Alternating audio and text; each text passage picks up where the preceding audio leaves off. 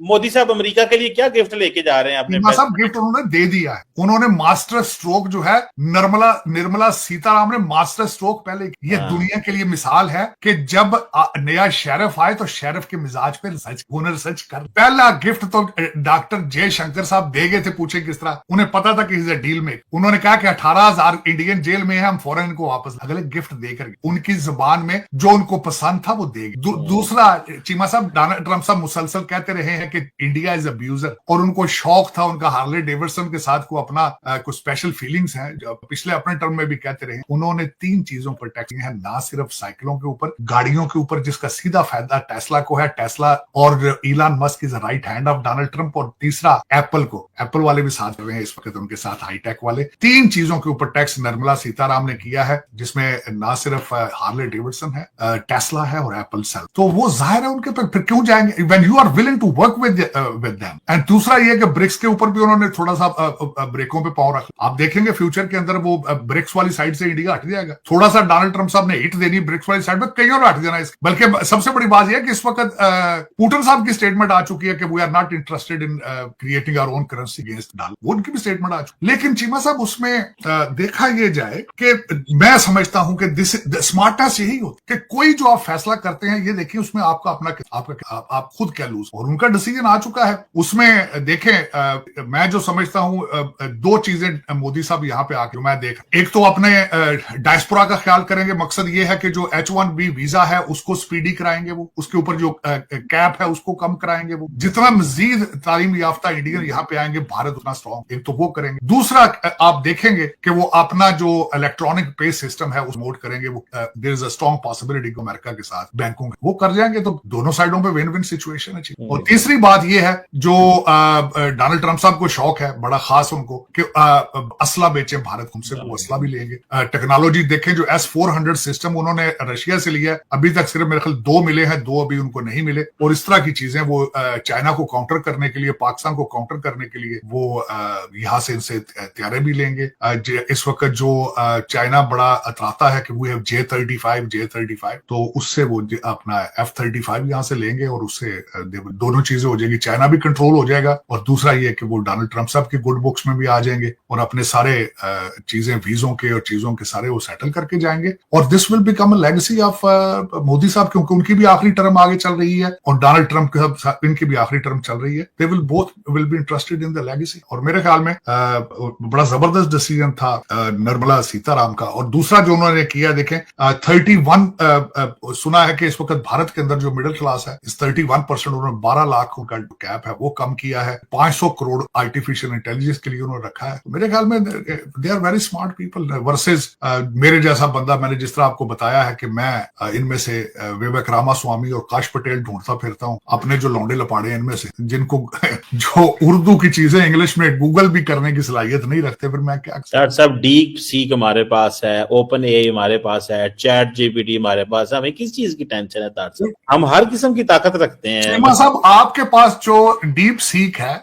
अगले दिन सुहेल बड़ाई साहब ने एक आर्टिकल लिखा है, सुना, उसके ऊपर बड़ी लहदे हो रही है। उन्होंने कहा हमारे पास 35,000 जिन्नात, हम 35,000 जिन्नात को लेकर जब डी चौक पर हमला किया था, वो तो किसी रडार में आता ही नहीं ना वो कैमरों में आता। आपके पास जो डीप सीक जो आपके पास है जिनों वाली, वो तो पूरी दुनिया में किसी के पास, काले जादू के साथ जो आप वारदात डाल रहे हैं पूरी दुनिया में, मैं समझ तो खैर। चीमा साहब देखें, एक ऑक्सफोर्ड ग्रेजुएट ने तब्दीली के नारे से हट के रियासत मदीना का ख्वाब बनाया। अब सऊदी अरब वाले जो है वो बॉलीवुड के पास चले, वो कहते हैं कि वी आर गोइंग, हम तेल से हट के वो दुबई को कॉपी करने की। अब मैं वो देखता हूं तो अब क्या चूरन बेचेंगे? अब चूरन तालिबान का बेच रहे हैं, पूछें क्यों?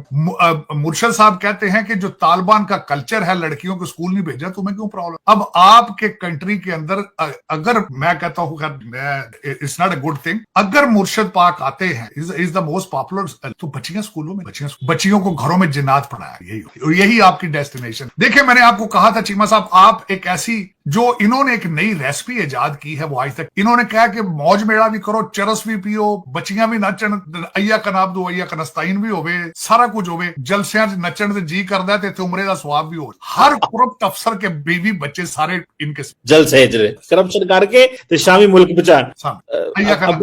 अब्बा जी करप्शन कर रहे हैं, बच्चे मुल्क बचा रहे हैं। अब्बा जी डुअल सिटीजन 22,000 जो ब्यूरोक्रेट है डुअल सिटीजन। बल्कि वो ताड़ साहब ये भी करते होंगे ना कि उन्होंने क्या करना है कि उसी करप्शन के पैसे से इमिग्रेशन करके कनाडा सेट होके वापस आके फिर जो है ना 6 महीने बाद आके मुल्क बचाने के लिए हम आए हैं। हम देखो साहब मैं बताऊं ये सूरत हाल ये है कि आज से 30 साल एक मौलवी साहब कहीं बड़े आलम फाजल का नाम नहीं लेना चाहता वर्जीनिया के अंदर गैदरिंग के अंदर, तो उस वक्त यहाँ पे लोग जाली अपने लिख के कागजात तो मुख्तलिफ किस्म के पॉलिटिकल असाइलम करा लेता था, जाली कुछ करा लेता था। तो उन्होंने सब सवालों जवाब पूछे तो मैंने उनसे पूछा, मैं क्या मौलवी साहब आपका क्या लोग जाली झूठ बोलकर जाली हल्फिया बयान देकर पॉलिटिकल असाइलम या इमिग्रेशन के पेपर जमा करा देते हैं, आपका इसके बारे में क्या है? अब जरा जवाब। उन्होंने कहा जी इस्लाम में बिल्कुल इसकी इजाजत, आप अगर किसी बड़े स्वाब के लिए छोटा गुनाह कर लें तो वो जाए। मैं कहते जी देखे एक मुसलमान पाकिस्तानी अगर यहाँ से झूठ बोल के ग्रीन कार्ड ले, वो यहाँ से रहकर यहाँ रहेगा, वो डॉलर कमा के पाकिस्तान भेजेगा, पाकिस्तान उससे बम बनाएगा, वो बम इसराइल पे चलेगा, इस्लाम जीत। तो बाद में मुझे ये पता चला मौलवी साहब ने खुद झूठा हल्फिया बयान देकर इमिग्रेशन का केस। तो चीमा साहब दर हकीकत हम इस्लाम में से यही एक tragedy, Islam is a foreign religion, हम इसकी स्पिरिट को समझ नहीं पाए और हमने इस्लाम में से सिर्फ जो अपने पसंद की चीजें होती है वो निकाल लेते हैं, उनको साइड पे करके दूसरे और हर दूसरे को हम काफिर, ये इस्लाम को हमने समझने की कोशिश ही नहीं की। और दूसरा इस्लाम रिलीजन चीमा साहब आपका पर्सनल मैटर है, आपके पास कोई हक नहीं है कि अपने रिलीजन को दूसरों के ऊपर ही निकाल, सारा दिन आप यही ड्रामा, आप खुद कोशिश करें, पहले आप अच्छे इंसान। लेकिन ट्रेजेडी है Islam is a foreign religion to Pakistan, language भी नहीं है, कल्चरल बैरियर भी नहीं है हमारे हम सब, और हाउ टू गुड मुस्लिम और how to become a good human. बस चीमा साहब ये दुनिया इस वक्त जो है इस वक्त चीमा साहब सोमालिया पे अटैक कर दिया है आईसिस के ऊपर, लोग प्रेडिक्ट कर रहे हैं कि अफगानिस्तान के आईसिस। डॉक्टर साहब एक मैं बात आपसे पूछना चाह रहा था, ये रिगार्डिंग द यूएस एड, ये यूएस एड को उसको दे दिए सारी पावर्स तो दे दिए मार्को रूबियो को, यूएस एड को स्टेट डिपार्टमेंट के नीचे लेके जा रहे हैं, वो कह रहे हैं जी हम अकाउंटेबिलिटी हो।